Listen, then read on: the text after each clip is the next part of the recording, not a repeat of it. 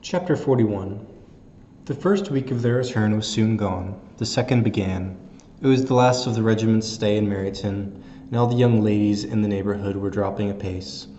The dejection was almost universal. The elder Miss Bennets alone were still able to eat, drink, and sleep, and pursue the usual course of their employments. Very frequently were they reproached with this insensibility by Kitty and Lydia, whose own misery was extreme, and who could not comprehend such hard-heartedness in any of the family. "Good heaven, what has become of us? What are we to do?" would they often exclaim in the bitterness of woe. "How can you be smiling so, Lizzie?" Their affectionate mother shared all their grief. She remembered what she had herself endured on a similar occasion 25 years ago. "I am sure," said she, "I cried for 2 days together when Colonel Miller's regiment went away. I thought I should have broken my heart." "I am sure I shall break mine," said Lydia. If one could but go to Brighton," observed Mrs. Bennet. "Oh yes, if one could but go to Brighton, but papa is so disagreeable. A little sea bathing would set me up forever, and my Aunt Phillips is sure it would do me a great deal of good," added Kitty. Such were the kind of lamentations resounding perpetually through Longbourn House. Elizabeth tried to be diverted by them, but all sense of pleasure was lost in shame. She felt anew the justice of Mr. Darcy's objections, and never had she been so much disposed to pardon his interference in the views of his friend. But the gloom of Lydia's prospect was shortly cleared away, for she received an invitation from Mrs. Forster, the wife of the colonel of the regiment, to accompany her to Brighton. This invaluable friend was a very young woman, and very lately married. A resemblance in good humour and good spirits had recommended her and Lydia to each other, and out of their 3 months' acquaintance they had been intimate too. The rapture of Lydia on this occasion, her adoration of Mrs. Forster, the delight of Mrs. Bennet, and the mortification of Kitty are scarcely to be described. Wholly inattentive to her sister's feelings, Lydia flew about the house in restless ecstasy, calling for everyone's congratulations, and laughing and talking with more violence than ever, whilst the luckless Kitty continued in the parlour, repined at her fate in terms as unreasonable as her accent was peevish. "I cannot see why Mrs. Forster should not ask me as well as Lydia," said she. "Though I am not her particular friend, I have just as much right to be asked as she has, and more too, for I am 2 years older." In vain did Elizabeth attempt to make her reasonable, and Jane to make her resigned. As for Elizabeth herself, this invitation was so far from exciting in her the same feelings as in her mother and Lydia, that she considered it as the death warrant of all possibility of common sense for the latter, and detestable as such a step must make her were it known. She could not help secretly advising her father not to let her go. She represented to him all the impropriety of Lydia's general behaviour, the little advantage she could derive from the friendship of such a woman as Mrs. Forster, and the probability of her being yet more imprudent with such a companion at Brighton, where the temptations must be greater than at home. He heard her attentively, and then said, "Lydia will never be easy until she has exposed herself in some public place or other, and we can never expect her to do it with so little expense or inconvenience to our family as under the present circumstances." "If you were aware," said Elizabeth, "of the great disadvantage to us all which must arise from the public notice of Lydia's unguarded and imprudent manner, nay, which has already arisen from it, I am sure you would judge differently in the affair." "Already arisen," repeated Mr. Bennet. "What, has she frightened away some of your lovers? Poor little Lizzie! But do not be cast down. Such squeamish youths as cannot bear to be connected with a little absurdity are not worth a regret. Come, let me see the list of pitiful fellows who have been kept aloof by Lydia's folly."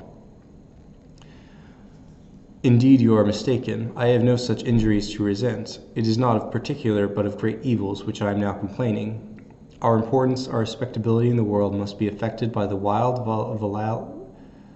volatility, the assurance and disdain of all restraint which mark Lydia's character.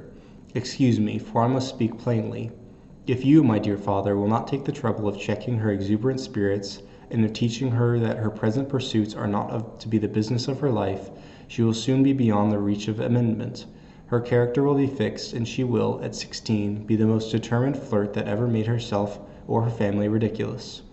A flirt, too, in the worst and meanest degree of flirtation, without any attraction beyond youth and a tolerable person, and from the ignorance and emptiness of her mind, wholly unable to ward off any portion of that universal contempt which her rage for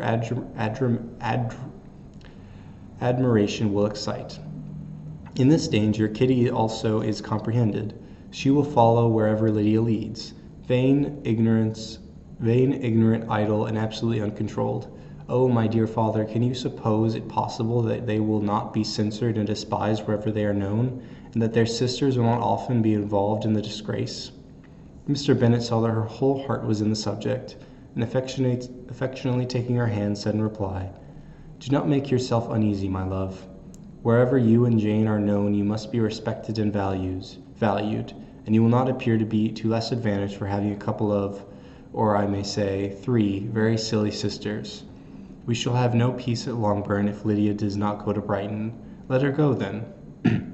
Colonel Forster is a sensible man, and will keep her out of any real mischief, and she is luckily too poor to be an object of prey to anybody.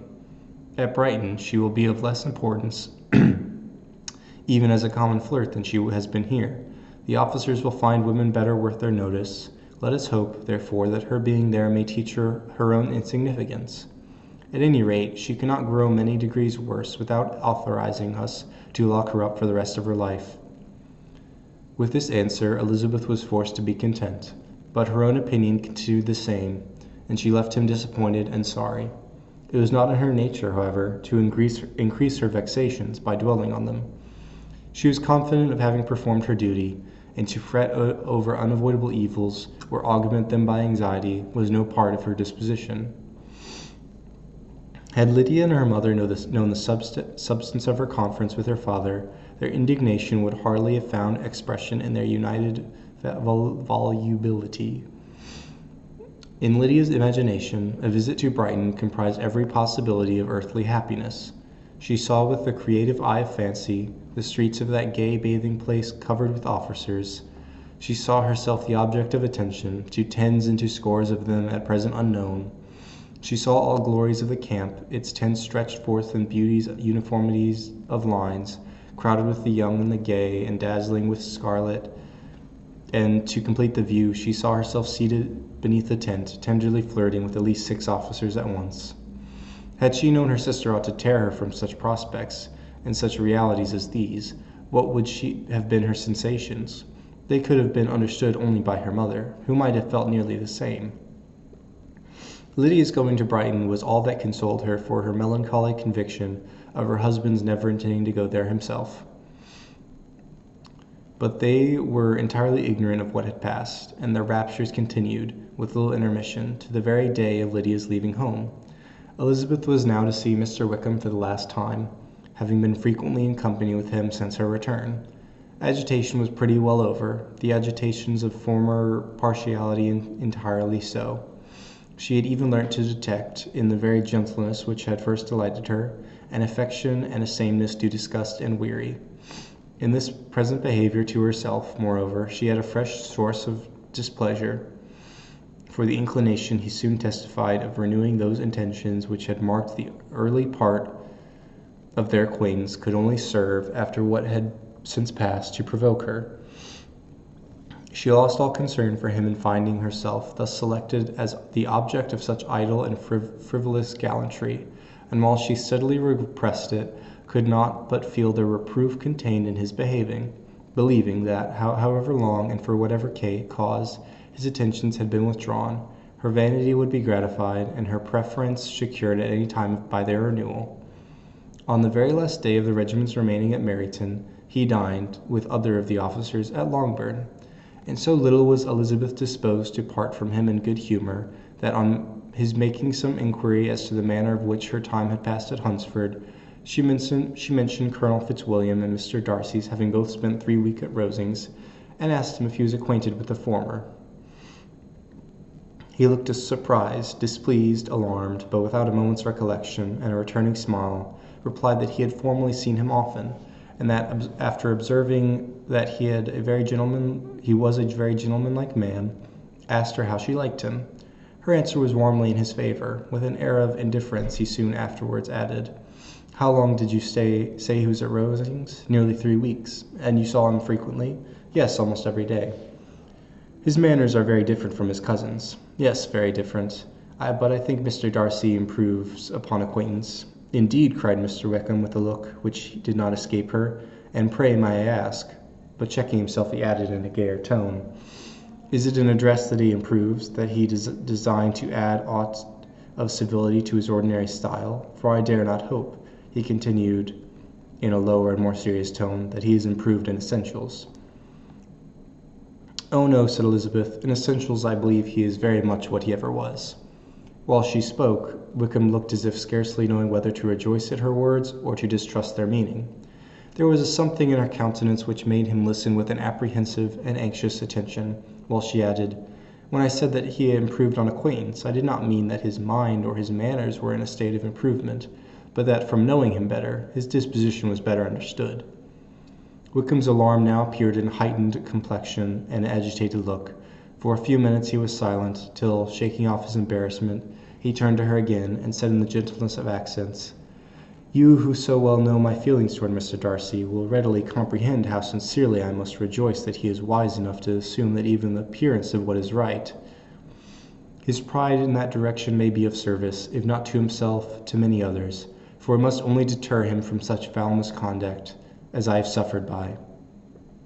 I only fear that the sort of cautiousness to which you, I imagine, have been alluding, is merely adopted on his visits to his aunt, of whose good opinion and judgment he stands much in awe. His fear of her has always operated, I know, when they were together, and a good deal is to be imputed to his wish of forwarding the match with Miss de Bourgh, which I am certain he has very much at heart." Elizabeth could not repress a smile at this, but she answered only by a slight inclination of the head. She saw that he wanted to engage her on the old subject of his grievances, and she was in no humor to indulge him. The rest of the evening passed with the appearance, on his side, of usual cheerfulness, but with no further attempt to distinguish Elizabeth, and they parted at last with mutual civility, and possibly a mutual desire of never meeting again. When the party broke up, Lydia returned with Mrs. Forster to Meryton, from whence they were to set out early the next morning. The separation between her and her family was rather noisy than pathetic. Kitty was the only one who shed tears, but she did weep from vexation and envy. Mrs. Bennet was diffuse in her good wishes for the felicity of her daughter, and impressive in her injunctions that she should not miss the opportunity of enjoying herself as much as possible, a advice which there was every reason to believe would be well attended to, and in the clamorous happiness of Lydia, herself in bidding well, the more gentle adieus of her sisters were uttered without being heard.